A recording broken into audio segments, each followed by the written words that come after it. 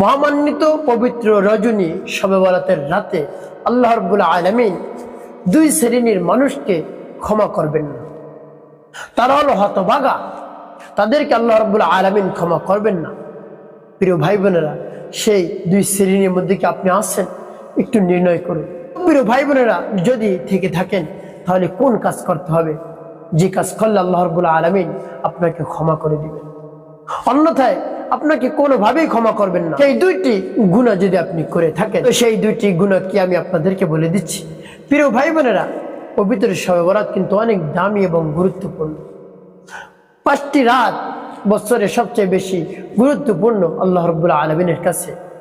শবে বরাত প্রথমেই চলে আসছে শবে বরাত, তারপরে আসে শবে কদর, তারপরে ঈদের রাত্রি অর্থাৎ 2 ঈদের রাত্রি, ঈদুল ফিতর, ঈদুল আজহা, তারপরে বৃহস্পতিবার রাত্রি। বৃহস্পতিবার তো প্রতি সপ্তাহে বৃহস্পতিবার চলে আসে। আর শবে বরাত বছরে একবার আসে, তারপরে শবে কদর বছরে একবার আসবে, তারপরে 2 ঈদ বছরে একবার আসে। প্রিয় ভাই বোনেরা, এই জন্য শবে বরাত আপনি পাবেন না সারা বছরে একবারের বেশি। তাই আপনি অবহেলায় কাটাবেন না, অন্য কাজে আপনি লিপ্ত হবেন না। পবিত্র শবে বরাত মানে বন্টনের রাত্রি। এই রাতে যদি আপনি অবহেলায় কাটান, শুয়ে বসে গল্প গুজব করে কাটান, তাহলে কিন্তু আপনি এর ফজিলত পেলেন না, এর বরকত পেলেন না। আপনার বন্টন কি হবে সেটি আপনি ভালো করে জানেন। যদি আপনি বন্টনের রাতেই এই অবস্থা আপনার হয়, তাহলে পরবর্তী দিনগুলো কেমন করে আপনার কাটবে? যার শুরু ভালো শেষ ভালো সেই ভালো। তো প্রিয় ভাই বোনেরা, যে সময় বন্টন হয় সেই সময় আপনাকে যদি পাওয়া না যায়, তাহলে আপনি কি পাবেন? প্রিয় ভাই বোনেরা, এই রাতে যদি আপনি ইবাদত বন্দেগীতে কাটাতে পারেন, তাহলে আল্লাহ রাব্বুল আলামিন আপনার আমলনামায় অসংখ্য অগণিত সব দান করবেন। আপনি রাতে জেগে জেগে নামাজ আদায় করবেন, আপনি কোরআন তেলাওয়াত করবেন, জিকির করবেন, কোনোভাবেই আপনি অলসতায় কাটাবেন না। বেশি বেশি ইবাদত করবেন, আল্লাহ রাব্বুল আলামিন রাজি এবং খুশি হয়ে যাবেন। এখন বলতে পারেন, হুজুর সারা বছর তো আমি ইবাদত করিনি, আজকে করলে কি হবে? আজকে শুরু করে দিন। সারা বছর করেন নাই, অপরাধ করেছেন, আজকে থেকে আপনি শুরু করে দিন যে হে আল্লাহ, আজকে থেকে আমি শুরু করলাম, আপনি আমাকে বাকি দিনগুলোতেও ইবাদত করার সুযোগ করে দিন। তো আল্লাহ রাব্বুল আলামিনের রহমত থেকে নৈরাশ হবেন না যে আমি 1 বছর ধরে নামাজ আদায় করি না, রোজা রাখি না, তারপরে জিকির আজকার কিছু করি না, শুধু মানুষের ক্ষতি করি। এভাবে যদি হয়ে থাকে, তারপরে আপনি আল্লাহ রাব্বুল আলামিনের দরবারে যাবেন, অর্থাৎ মসজিদে আসবেন, তারপরে কুদরতি কদমে সিজদা দিবেন, তাতেও আল্লাহ রাব্বুল আলামিন হতে পারে আপনার জীবনকে পরিবর্তন করে দেবে। আপনার মনে যদি সেই দরদ থাকে, ব্যথা থাকে, বেদনা থাকে, আল্লাহ আমি পূর্বে যে কাজগুলো করেছি সেই কাজগুলো আর করবো না, সামনে আমার অন্তরকে আপনি পাক পবিত্র বানিয়ে আমাকে আপনার ইবাদতে মশগুল হওয়ার তৌফিক দান করেন আল্লাহ। আপনি যদি আল্লাহ রাব্বুল আলামিনের কাছ থেকে কবুল করাই নিতে পারেন, অর্থাৎ পাশ করাই নিতে পারেন। প্রিয় ভাই বোনেরা, এই পবিত্র শবে বরাত কিন্তু বাজেট বন্টনের রাত্রি। সেই বন্টনের রাত্রে আপনি ঘুমিয়ে থাকবেন। তো প্রিয় ভাই বোনেরা, একবার ইব্রাহিম ইবনে আদম রহমতুল্লাহ আলাইহি অনেক বড় একজন বাদশাহ, কিন্তু পরবর্তীতে আল্লাহ রাব্বুল আলামিনের ইবাদত এত বেশি করছে, আল্লাহ রাব্বুল আলামিন তার জন্য একেবারে খুশি হয়ে গিয়েছে। আল্লাহ রাব্বুল আলামিনকে এত ভালোবাসছেন, সারা পৃথিবীর মানুষ ইব্রাহিম ইবনে আদম রহমতুল্লাহ আলাইহির নাম জানে। এক রাতে ইব্রাহিম ইবনে আদম রহমতুল্লাহ আলাইহি কি করলেন? তাহাজ্জুদের নামাজ পড়তে উঠলেন। তাহাজ্জুদের নামাজ পড়তে যখন উঠলেন, তখন সে শব্দ শুনতে পাচ্ছে। কাগজ কলমে লিখলে যেভাবে শব্দ হয়, সেরকম শব্দ তার কানে বাজছে, সেরকম আওয়াজ আসছে। তো তারপর জিজ্ঞেস করলো, ভাই তুমি ওখানে কে? শব্দ করো। তখন সেই লোক বলল, আমি হলাম জিবরাইল। তুমি এখানে কেন আসছো? যে আজকে লিখতেছি আল্লাহ রাব্বুল আলামিনকে কে কে ভালোবাসে। তখন ইব্রাহিম ইবনে আদম রহমতুল্লাহ আলাইহি সাথে সাথে জিজ্ঞেস করলেন, ভাই দেখো তো আমার নামটা আছে কিনা। জিবরাইল আলাইহিস সালাম অনেক খুঁজলেন, তারপর তার নামটা পেলেন না। সে একেবারে অস্থির হয়ে পড়েছে, পেরেশানির মধ্যে পড়ে গিয়েছে। কি বলে, আল্লাহকে যে ভালোবাসে তার নামের মধ্যে, তার লিস্টের মধ্যে আমার নাম নেই, সে হতাশাগ্রস্ত হয়ে গেছে, তাহলে আমি কি একেবারে শেষ হয়ে গেলাম? আমি কি ক্ষতিগ্রস্তের মধ্যে পড়ে গেলাম? আমি কি কিছুই করতে পারলাম না? তো দেখুন কত বড় আল্লাহর ওলি ছিলেন, সুবহানাল্লাহ বিহামদি। তো প্রিয় ভাই বোনেরা, তারপরের দিন আবার সেই একই অবস্থা। যখন ইব্রাহিম ইবনে আদহাম রাহমাতুল্লাহ আলাইহি তাহাজ্জুদের নামাজ পড়তে উঠলেন, আবার দেখেন কাগজ কলমের শব্দ। তখন জিজ্ঞেস করলেন, আবার কে আসছো আজকে ভাই? তুমি ওখানে শব্দ করো, কি করতেছো? যে আজকে আমি লিস্টি করতেছি আল্লাহ রাব্বুল আলামিন কাকে কাকে ভালোবাসেন। তখন ইব্রাহিম ইবনে আদহাম রাহমাতুল্লাহ আলাইহি বলেন, দেখো তো ভাই আমার নামটা আছে কিনা। সুবহানাল্লাহ বিহামদি। তো প্রিয় ভাই বোনেরা, আপনিও আল্লাহর ওলি হতে পারবেন। আল্লাহর ওলি হতে বেশি কঠিন না, একেবারে সহজে আপনারা আল্লাহর ওলি হতে পারবেন। আপনি গুনার কাজ ছেড়ে দিন, তারপরে আল্লাহর হুকুম পালন করুন, আর কিছু আপনার দরকার না। আপনি একেবারে আল্লাহর ওলি হতে পারবেন, একেবারে সহজে আল্লাহর ওলি হতে পারবেন, আল্লাহর নিকটে যেতে পারবেন। আল্লাহ রাব্বুল আলামিন আপনার সকল কথার সাথে সাথে শুনবেন ইনশাআল্লাহ। প্রিয় ভাই বোনেরা, তো ইব্রাহিম ইবনে আদহাম রাহমাতুল্লাহ আলাইহি জিজ্ঞেস করলেন কি যে আমার নামটা কি আজকে লিস্টের মধ্যে আছে? জিবরাইল আলাইহিস সালাম বললেন, আপনার নামটা আজকে লিস্টের মধ্যে সর্বপ্রথম। সুবহানাল্লাহ বিহামদি। সে শুনে খুশি হয়ে গেলেন। কি এর আগের দিন আসছিল যে কে কে আল্লাহকে ভালোবাসে, তার লিস্টের মধ্যে ইব্রাহিম ইবনে আদহাম রাহমাতুল্লাহর নাম নাই। সে হতাশাগ্রস্ত হয়ে গেছে, দুশ্চিন্তার মধ্যে পড়ে গেছে। এর পরের দিন আসছে আল্লাহ কাকে কাকে ভালোবাসে, তার নামটা লিস্টি করতেছে। তো সেই নামের মধ্যে, সেই লিস্টের মধ্যে সর্বপ্রথম নাম ইব্রাহিম ইবনে আদহাম রাহমাতুল্লাহ আলাইহি। সুবহানাল্লাহ ওয়া বিহামদিহি।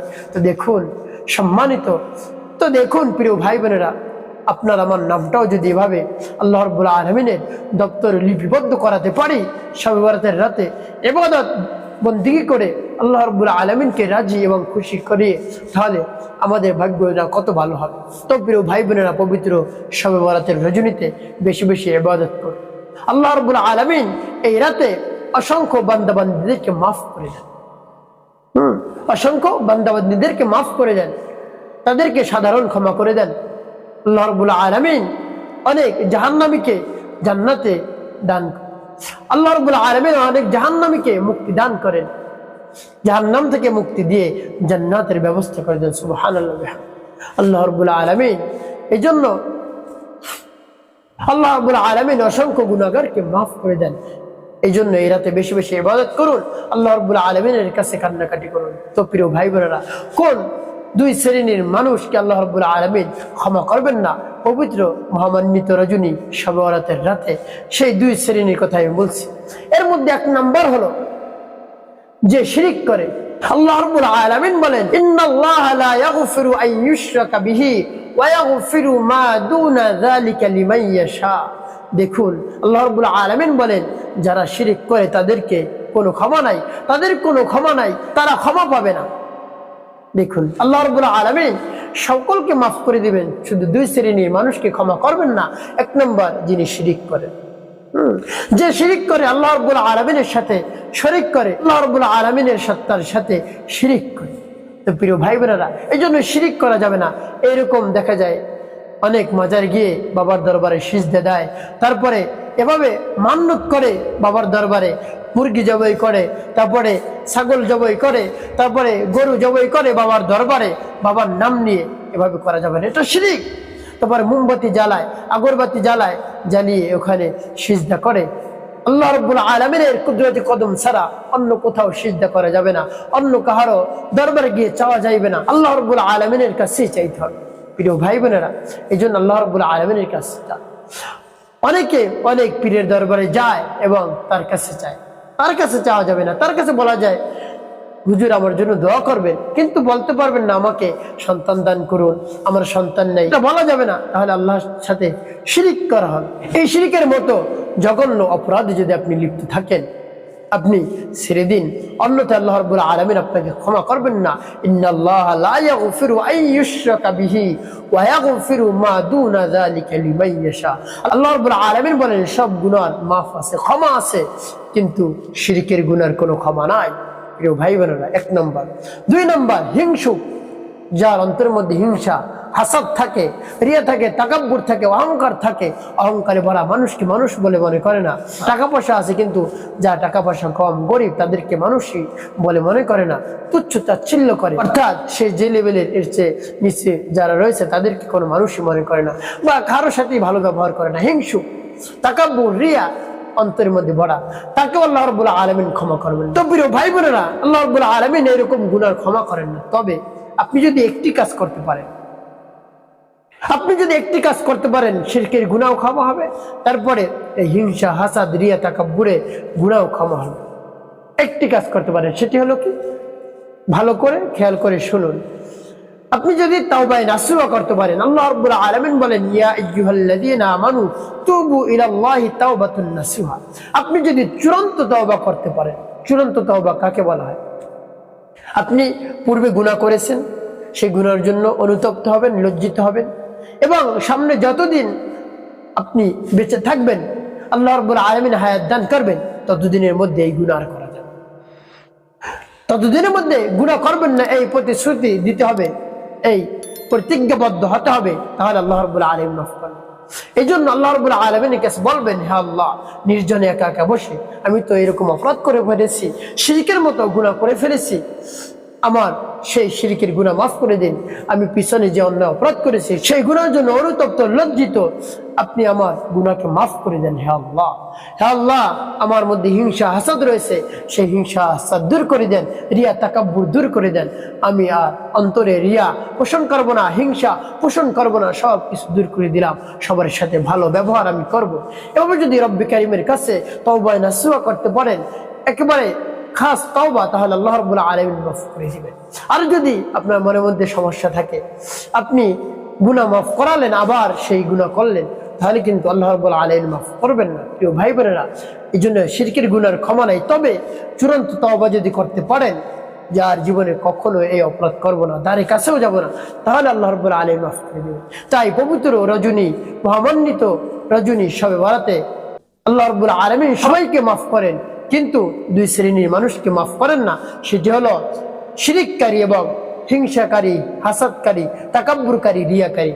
তো প্রিয় ভাই বোনেরা, এই পবিত্র মহামান্বিত শবে বরাতের রাতে বেশি বেশি ইবাদত করুন, আল্লাহর কাছ থেকে নিজের গুনার কথা চেয়ে ক্ষমা প্রার্থনা করে নিয়ে আসুন। অবশ্যই আপনার জীবন শান্তিপূর্ণ হবে, সুখময় হবে ইনশাআল্লাহ। আপনার অন্তরকে আল্লাহ রাব্বুল আলামিন আলোকিত করে দিবেন, যখন গুনাহ আর আপনার অন্তরে থাকবে না। তো প্রিয় ভাই বোনেরা, পবিত্র শবে বরাতের রাতে আপনি জেগে জেগে ইবাদত করবেন, পরের দিন আপনি রোজা রাখবেন, আল্লাহ রাব্বুল আলামিন আপনাকে অসংখ্য অগণিত সওয়াব দান করবেন ইনশাআল্লাহ। প্রিয় ভাই বোনেরা, একটি কাজ ভুলেও ছাড়বেন না, নামাজ ছাড়বেন না, মিথ্যা কথা বলবেন না, মানুষের ক্ষতি করবেন না, মানুষের কল্যাণে কাজ করবেন, তাহলে আপনার জীবন রব্বুল আলামিন সুখময় এবং শান্তিপূর্ণ করে দেবেন ইনশাআল্লাহ।